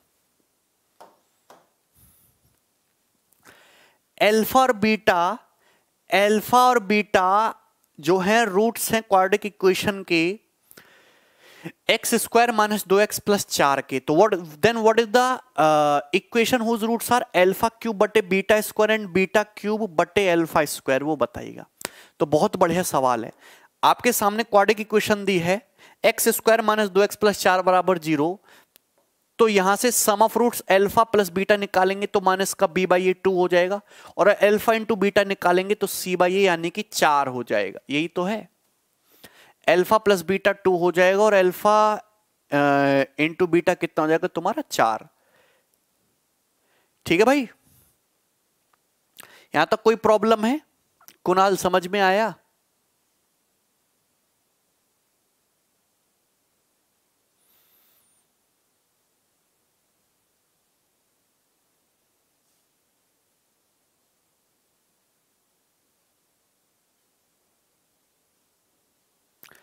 आपसे पूछा वो क्वाड्रेटिक इक्वेशन बताओ जिसके रूट α³ बाई β², तो आप जानते हैं α³ बाई β², और दूसरा रूट जो है β³ बाई α², वो निकालना है आपको। तो आप सबसे पहले निकालेगा सम ऑफ रूट्स। क्या निकालेगा? Sum of roots. Sum of roots निकालेगा तो ऊपर हो जाएगा α⁵ प्लस β⁵, और नीचे हो जाएगा बटे में α² इंटू β², ये हो जाएगा। आप इतनी बात तो समझते हैं। अब आप जानते हैं α⁵ प्लस β⁵ कैसे निकालेगा और कैसे करिएगा, आप ये बात बताइए। अरे देवा, सबकी क्लास तो चल रही है यार, आप ये बताओ कैसे निकालोगे α⁵ प्लस β⁵। देखो ये तो बड़ा पंगा है, अगर मैं α³ प्लस β³ की मल्टीप्लाई कर देता हूं α² इंटू β² में, α² प्लस β² में, तो आप जानते हैं कि α⁵ प्लस β⁵ प्लस α³ β² प्लस β³ α², तो α² β² कॉमन, ब्रैकेट में अल्फा प्लस बीटा ये बच जाता है। इतनी बात तो आप समझ ही गए होंगे। α⁵ प्लस α³ β² प्लस β⁵ और β³ α², तो α² β² कॉमन। मुझे ये चीज चाहिए, आई वॉन्ट दिस थिंग। अच्छा देखो बेटा, सवाल इतना आसान है नहीं, सवाल है बहुत भयंकर। आप जानते हैं कि α³ प्लस β³ निकालने का सीधा सा फंडा है alpha plus beta into α² plus β² minus alpha beta. यानी कि अल्फा प्लस बीटा का whole square minus 3 alpha beta, यही फंडा है ना। अल्फा प्लस बीटा 2 है, अल्फा प्लस बीटा 2 का square 4 minus 3 alpha beta 12, 4 minus 12 ही हो जाएगा माइनस का 16। अगर मैं alpha square plus beta square निकालने लगूं तो अल्फा प्लस बीटा का whole square minus 2 alpha beta minus का 8 हो जाएगा माइनस का 4। तो alpha cube plus beta cube minus का 16, alpha square plus beta square minus का 4, ये निकालना है अल्फा की पावर 5 प्लस बीटा की power 5। Alpha square into beta square किधर है 16, और अल्फा प्लस बीटा कितना है 2। ठीक है, बात समझ में आ गई भाई यहां तक। तो 16 चौका 64 और 16 दूनी 32, 96 आ गया। तो अल्फा की पावर 5 प्लस बीटा की पावर 5, 16 चौका 64 और 32 माइनस का 96 आ गया। तो ये हो गया माइनस का 96, और अल्फा स्क्वायर बीटा स्क्वायर हो जाएगा 16। एक मिनट, कुछ प्रॉब्लम है? 16 कम 96 माइनस का 6 कैसे आ रहा है? आना तो तुम्हारा कुछ और चाहिए। Alpha cube plus beta cube into alpha square plus beta square, alpha की पावर 5 प्लस बीटा की power 5 plus alpha square beta square into alpha plus beta. Alpha cube plus beta cube क्या होता है? Alpha plus beta into alpha plus beta का whole square minus 3 alpha beta, alpha plus beta 2, alpha plus beta का square 4 minus 3 चौक 12, 12 minus 4 minus का 8 दूनी minus का 16, alpha square plus beta square 2 square minus 2 alpha beta minus का 4 बराबर plus 16, alpha square plus beta square 16 और ये दूनी 32, 16 चौका 64 और 32 माइनस का 96 और बटे अल्फा स्क्वायर बीटा स्क्वायर कितना आ जाएगा भाई तुम्हारा 16 माइनस का 6। कहां प्रॉब्लम गलती हुई जरा देखो एक बार।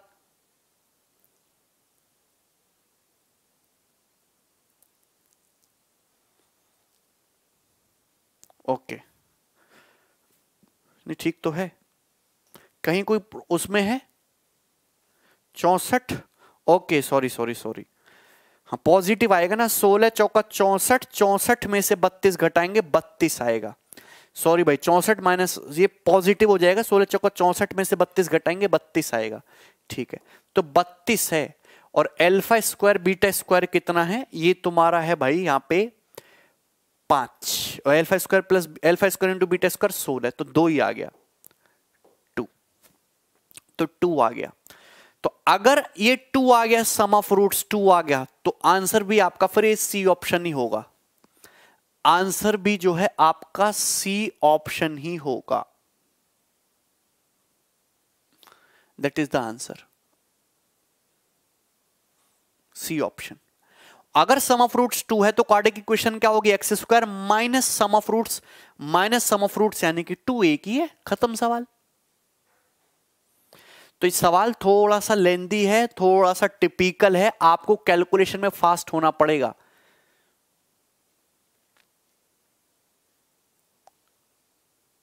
नहीं नहीं, ये सवाल ऐसे ही करना पड़ेगा पेपर में, है भाई। Alpha square plus beta square कैसे आया यार? Alpha square plus beta square कैसे निकालते हो यार? तुमको फॉर्मूला डायरेक्ट भी याद नहीं होता है। अल्फा प्लस बीटा का whole square minus 2 alpha beta, alpha plus beta कितना है तुम्हारा 2 माइनस 2 इंटू 4, 4 माइनस 8 माइनस का 4 ही तो आएगा, 4 माइनस 8 माइनस का 4 ही तो आएगा। बोलो कोई प्रॉब्लम है? ये सवाल 2017 मेंस का था, जो अब तक का टफेस्ट पेपर है, आप चेक करके देखिएगा।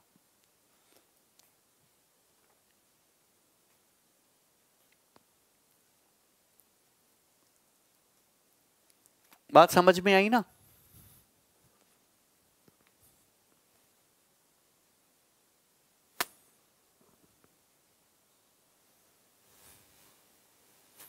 अब हो जाएगा। अगला करो, ये क्वेश्चन बनाओ, इसको सॉल्व करो भाई, सवाल नंबर 21 को।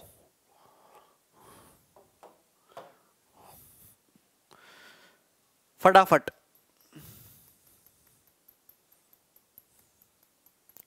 विकास समझ में आया?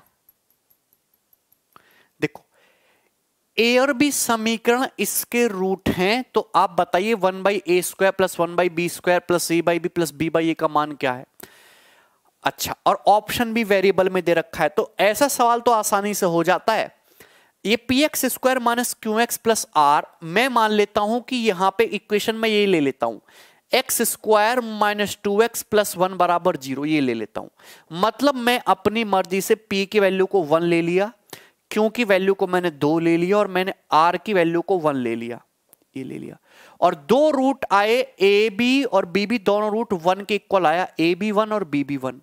तो आप जानते हैं ये 1/1² 1 1/1² 1 1/1 1 1/1 1, और ये 4 हो गया, 1 2 3 4, so this is 4।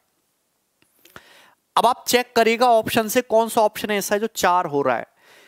q² 4 minus 2 2 हो गया, 2r प्लस p 3 हो गया, और बटे नहीं, ये नहीं हो रहा।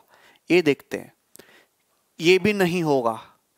इस इक्वेशन को देखते हैं, q² 4 हो गया माइनस 2pr 2 हो गया, r प्लस b 2 हो गया, बटे pr² 1 का स्क्वायर 1, ये हो रहा है, बी ऑप्शन हो रहा है। इसको देखते हैं, q² माइनस 2p, 4 माइनस 2 2 हो गया, इंटू 2r प्लस 2p तुम्हारा 2 हो गया, बटे p² r² 1, ये भी तुम्हारा 4 हो रहा है। तो दो ऑप्शन में अभी आप फंस गए, दो ऑप्शन में क्या हुआ, अभी आप फंस गए। यहां पे ये भी 4 हो रहा है, ये भी 4 हो रहा है, ठीक है ना। अच्छा, q² माइनस 2pr, ओके, लेकिन आंसर ये ऑप्शन नहीं हो सकता, डी ऑप्शन। पता है क्यों? डिग्री नहीं है इसकी। इसकी देखो आप, ये डिग्री लेस होना चाहिए, कोई डिग्री नहीं आनी चाहिए। यहां पे डिग्री कितनी है? 2। यहां डिग्री क्या है? 1। 2 और 1 3 डिग्री, नीचे भी 3 डिग्री, डिग्री लेस है। यहां तुम्हारी डिग्री मैच नहीं कर रही, ऊपर जो है अलग अलग है, नीचे 4 है। ये आंसर नहीं है, एक ऑप्शन 4 बन रहा है, बी ऑप्शन यही आंसर है।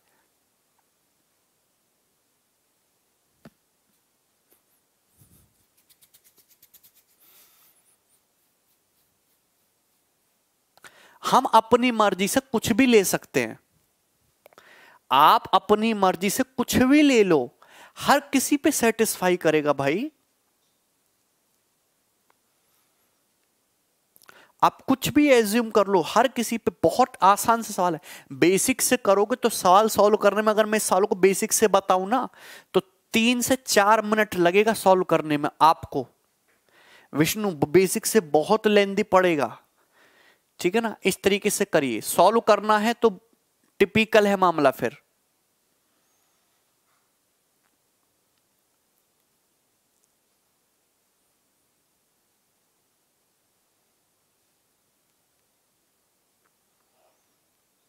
सॉल्व तो ऐसे ही करना है कि यहां पे इसका एलसीएम लो, एलसीएम लेने पे वैल्यू बनेगी। यार ये जो मैंने क्वाड्रेटिक इक्वेशन ली है, ये ऐसी क्वाड्रेटिक इक्वेशन ली है कि x माइनस 1 का होल स्क्वायर है, दोनों रूट्स 1 और 1 है। मैंने अपनी मर्जी से, अपनी सहूलियत से एक ऐसी क्वाड्रेटिक इक्वेशन ले ली जिसके दोनों रूट्स 1 और 1 हैं।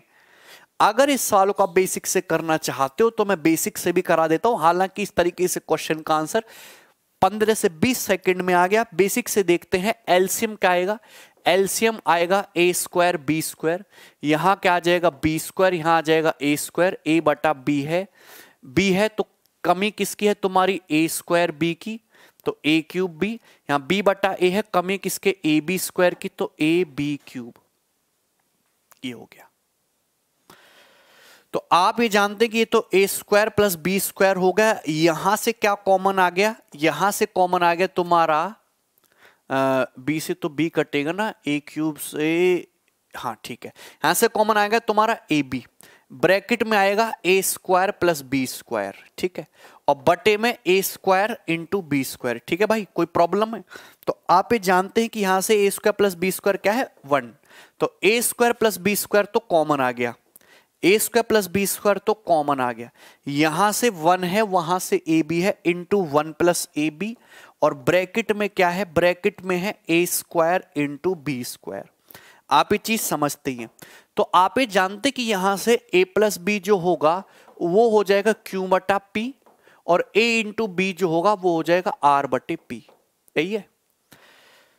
तो a² प्लस b² क्या होगा? a प्लस b का होल स्क्वायर माइनस 2ab, ये हो जाएगा। और 1 प्लस ए बी कितना हो जाएगा, 1 प्लस ए बी का मतलब 1 प्लस आर बाई पी, और ब्रैकेट में ए स्क्वायर बी स्क्वायर को आप बात करोगे तो आर स्क्वायर बटे पी स्क्वायर ही आ जाएगा। एलसीएम लीजिएगा, क्यू स्क्वायर माइनस का 2 पी आर, और ये तुम्हारा P plus R, P plus R, यहां से कितना आएगा भाई P स्क्वायर, यहां से आएगा P बटे में P क्यूब, और ये इंटू आर स्क्वायर, ऊपर पहुंचेगा P स्क्वायर। P स्क्वायर से एक P कटेगा तो P R square, answer B option. तो ये है पूरा बेसिक से करो। अरे भैया संजीव, हमने अपनी मर्जी से, मैं ऐसे कहता हूं अपनी मर्जी से कुछ भी क्वाड्रेटिक इक्वेशन मान लो जिस पे तुम्हारी आसानी रहे। मैंने मान लिया, मैं इसको मान लेता हूं x square plus 6x plus 9 बराबर 0। यहां कंपैरिजन कर लो तो p की वैल्यू 1 आ गई, q की वैल्यू 6 आ गई, r की वैल्यू 9 आ गई। इस क्वाड्रेटिक इक्वेशन को मैंने ऐसे माना कि इसके दोनों रूट आसानी से निकल जाए, 3 और 3, 3 और 3 निकल जाएं, ए भी 3 हो गया, बी भी 3 हो गया। यहां पे पुट कर लो, जो ऑप्शन सेटिस्फाई कर जाए वो आंसर हो जाएगा।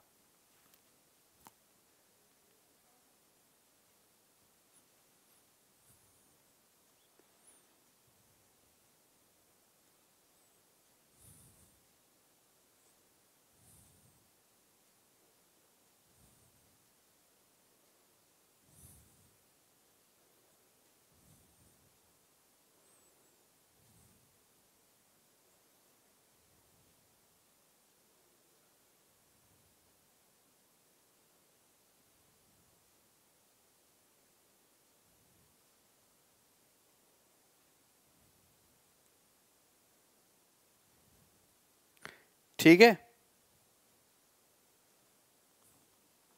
मैक्सिमम मिनिमम वैल्यू का क्वेश्चन नहीं है क्या? नहीं आशु, ऐसे मैंने बेसिक इसका बता दिया है, लेकिन आपको सवालों में इस तरीके की फंडे करने लगे तो कभी भी जीवन में सिलेक्शन नहीं होगा। आपको डायरेक्ट यही सीखना है। ये तो कोई भी कर लेगा जोड़ घटाना। अरे 9वीं 10वीं 11वीं 12वीं पास किए हो, कैसे पास को, यही सब तो करके पास हुए हो। इसको सिखाने से तोड़ना कंपटीशन निकलता है। कंपटीशन निकलता है जब आप ये तरीका सीखोगे। इतना सा, ये तो आप 9वीं 10वीं में खूब पढ़े ही हो। किसने क्वाड्रेटिक नहीं पढ़ी? ऐसे सवाल किसने नहीं करे? नहीं करो तो तुम नकल से पास हुए हो।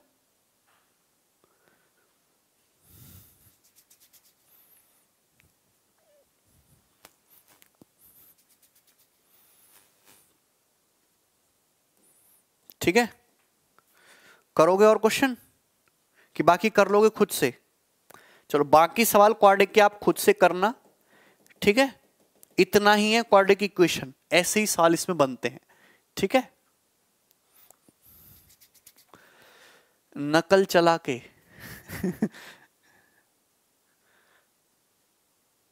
अच्छा प्रभाकर, मौक में नंबर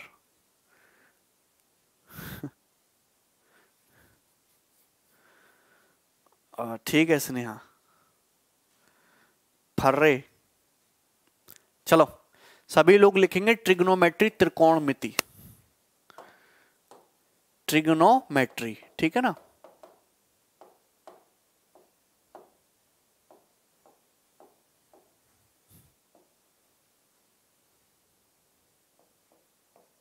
त्रिकोणमिति। ठीक है, कोई प्रॉब्लम है इसमें?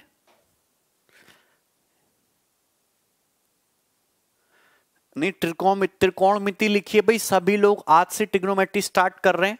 ट्रिग्नोमेट्री में लगभग आपकी 10 क्लास होंगी। एक अच्छा टॉपिक है, लेकिन एक काफी लेंदी और बड़ा टॉपिक है। योगी जी कैमरा लगवा दिए, योगी जी की तरह कैमरा भी काम नहीं करेगा, टेंशन मत लो।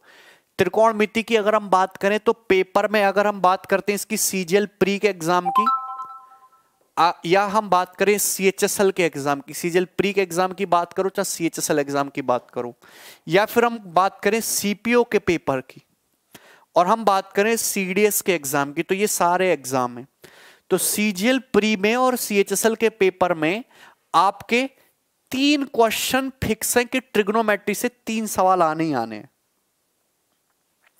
3 सवाल आने ही आने हैं। बात समझ में आई ना? अगर आप सीपीओ की बात करते हो तो 3 सवाल आएंगे आउट ऑफ 25 में से। लेकिन आप सीपीओ की बात करते हो तो सीपीओ के पेपर में 50 क्वेश्चन आते, तो उसमें से 4 क्वेश्चन के आसपास, 3 से 4 क्वेश्चन जो है वो आपके रहते हैं ट्रिग्नोमेट्री से। लेकिन सीडीएस के पेपर की बात करते हो तो सीडीएस के पेपर में 100 सवाल आते हैं, जिसमें से 8 से 9 क्वेश्चन तक रहते हैं त्रिकोणमिति से। ठीक है ना। लेकिन अगर आप सीजीएल मेंस के एग्जाम की बात करोगे ना, तो ये चीज हल्के में मत लेना।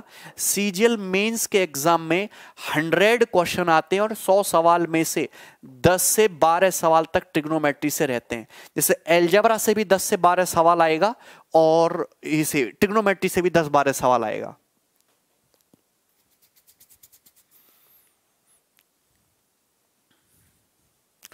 स्टेट लेवल का यार सबका अलग अलग होता है, मैं कितना याद करूं। यूपी पुलिस का अलग, एमपी का अलग, हरियाणा का अलग, यूपीपीएस सबका अलग होता है। बैंकिंग के एग्जाम में ट्रिग्नोमेट्री नहीं आती आशु। हां जयकेश, आराम से। हर वैरायटी का क्वेश्चन आपको एलजेब्रा में नहीं कराया। आप मुझे बताओ, एलजेब्रा आप लोगों ने पढ़ा, मैंने आपको एलजेब्रा में इतने ज्यादा सवाल कराए, आप मुझे रेटिंग करके बताओ कि 10 में से कितने नंबर का लगा आपको एलजेब्रा। क्या आपको पढ़ के मजा आया, खुश हुए कि नहीं खुश हुए, कि ऐसे ही निकल गया? बताओ जरा।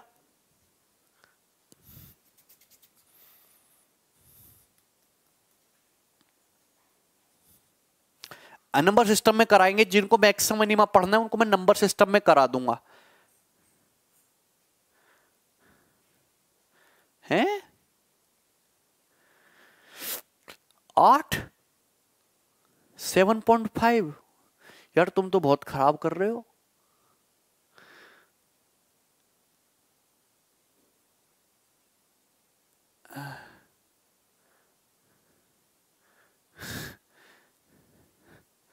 साढ़े 9,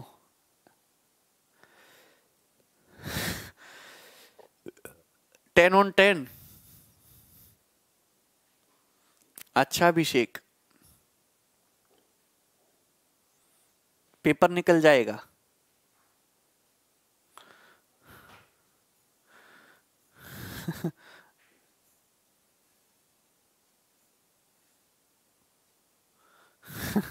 अच्छा कुमुद,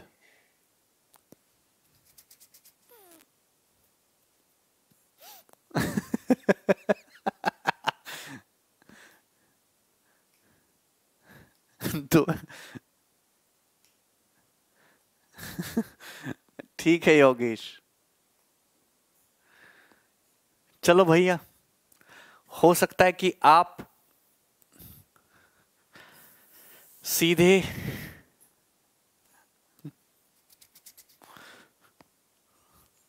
मेंसुरेशन से ज्यादा अच्छा था एलजेब्रा। अच्छा विशाखा, चलो ट्रिग्नोमेट्री स्टार्ट करते। सबको समझ में आ गया क्या वेटेज रहता है ट्रिग्नोमेट्री का? तो हल्के में बिल्कुल ना लें। एलजेब्रा का भी पेपर में मेंस में 10-12 सवाल आना है, ट्रिग्नोमेट्री का भी 10-12 सवाल आना है, दोनों से मिला के 22 से 25 सवाल तक आने हैं। ठीक है, तो बहुत इंपॉर्टेंट टॉपिक है। हाँ, हाइट एंड डिस्टेंस की बात हम हाइट एंड डिस्टेंस में ही करेंगे। चलो अब अगर त्रिकोणमिति पढ़ें तो सारी की सारी ट्रिग्नोमेट्री एक ही ट्राइंगल के अराउंड घूमती है, एक ही ट्राइंगल से इसका जन्म हुआ, और वो ट्राइंगल है ये राइट एंगल ट्राइंगल, वो ट्राइंगल है ये समकोण त्रिभुज। बात समझ में आई? सारी की सारी त्रिकोणमिति इसी राइट एंगल ट्राइंगल से होके निकली, और ये राइट एंगल ट्राइंगल जो है ये तुम्हारा समकोण त्रिभुज है। बात समझ में आती है? जिसमें एक एंगल 90 डिग्री का होगा। अगर मैं एक एंगल 90 डिग्री है, बाकी दो एक्यूट एंगल है, सपोज ये वाला एंगल थीटा है, तो ये दूसरा जो एंगल है ये तुम्हारा 90 माइनस थीटा होगा, ये 90 माइनस थीटा होगा। आप मेरी बात को समझ गए?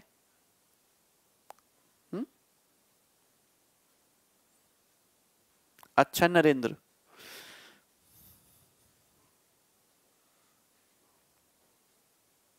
अच्छा संजीव,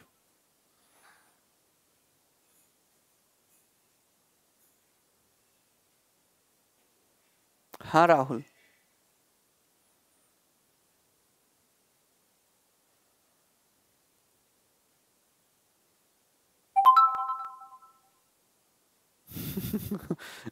ठीक है, एक एंगल थीटा, दूसरा एंगल 90 माइनस थीटा। आप मेरी बात को समझ गए?